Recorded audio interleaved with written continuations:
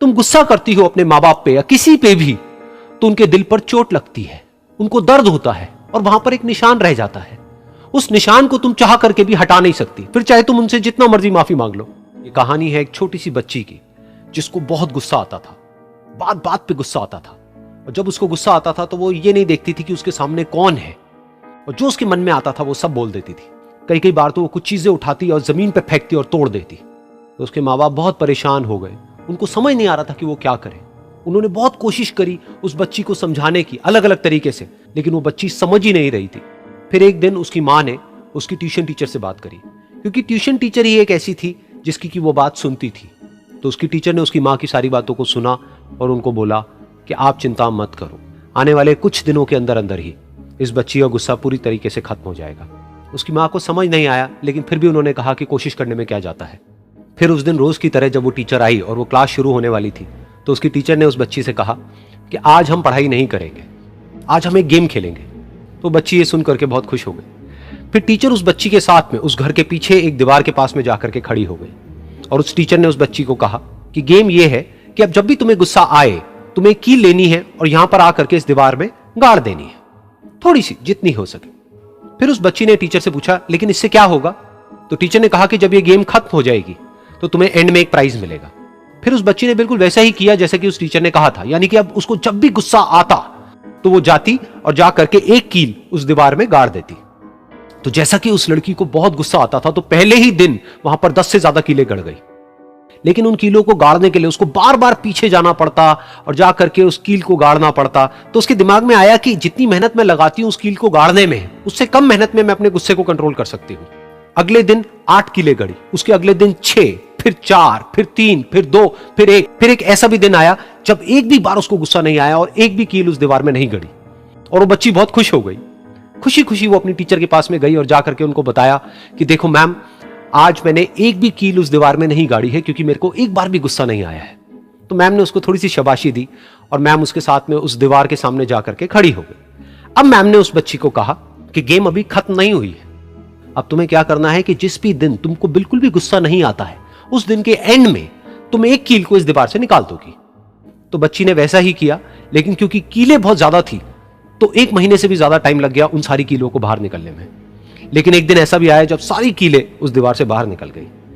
फिर वो बच्ची बहुत ही खुश होकर के अपनी टीचर के पास में गई और जाकर के बोला कि अब उस दीवार में एक भी कील नहीं है। तो उसकी टीचर उस बच्ची के साथ में उस दीवार के सामने जाकर के खड़ी हुई। उसने देखा कि एक भी कील नहीं है दीवार में।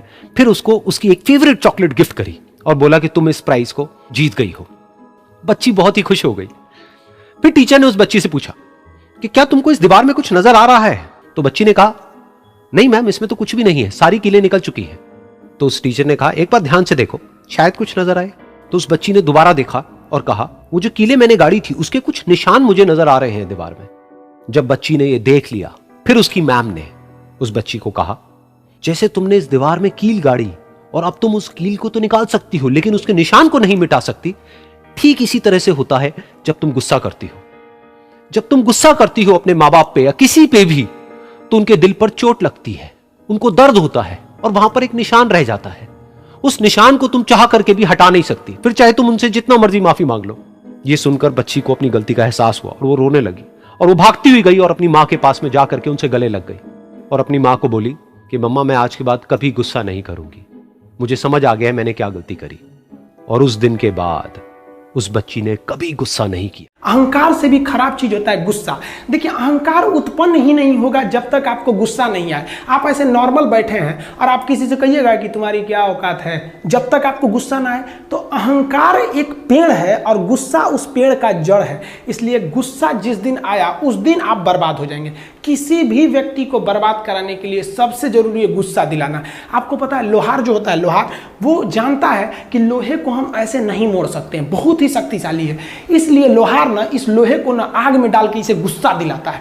जब ये गुस्से से लाल हो जाता है ना, तो जहां गुस्सा आया आप अपनी ताकत खो देते हैं और ये लोहा अपनी ताकत खो देता है और एक मामूली हथौड़े के चोट से लोहा मुड़ जाता है। तो जिस दिन आपको गुस्सा आ गया, समझ जाइए कि आप अपनी ताकत खो रहे हैं। जीवन में ना अपने अंदर से अहंकार बिल्कुल निकाल दीजिएगा। अहंकार बहुत ही खराब चीज है। कहते हैं कि अहंकार में इंसान को इंसान नहीं दिखता, छत पे चढ़ जाओ तो खुद का मकान नहीं दिखता। अहंकार नहीं करना चाहिए। छत को बहुत गुरु गुरूर था छत होने का, एक मंजिल और बनी और छत फर्श हो गया।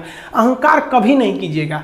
तूफान ज्यादा होती है तो कश्ती डूब जाती है, और घमंड ज्यादा हो जाती है तो हस्ती डूब जाती है। जिस दिन आपको घमंड होने लगे ना अपने आप के ऊपर कि हम बहुत बड़े हो गए हैं, हम बहुत पढ़ लिए हैं, हम बहुत सक्सेसफुल मैन हो गए, हम बहुत बड़े बिजनेसमैन, हम बहुत, मतलब जिस दिन आपको घमंड हो गया ना, उस दिन आप शमशान घाट में जाके देखिएगा, आपसे नायाब लोग, आपसे अच्छे अच्छे लोग वहां खाक बन गए। दुनिया में ना किसी से जलन नहीं रखनी चाहिए। देखिए माचिस जो होता है ना दूसरे को जला देता है, लेकिन कभी माचिस को देखें वो खुद को भी जला लेता है। अतः अगर आप दूसरे की बुराई करेंगे, दूसरे के पीछे रहेंगे ना, तो इसमें आपका लॉस होगा। और अगर आपकी कोई बुराई कर रहा है ना, तो आपको खुश होना चाहिए कि आप आगे बढ़ रहे हैं। बुराई उसी का लोग करते हैं जो आगे बढ़ रहा होता है, जो पहले गिरा हुआ है उसकी लोग क्या बुराई करेंगे।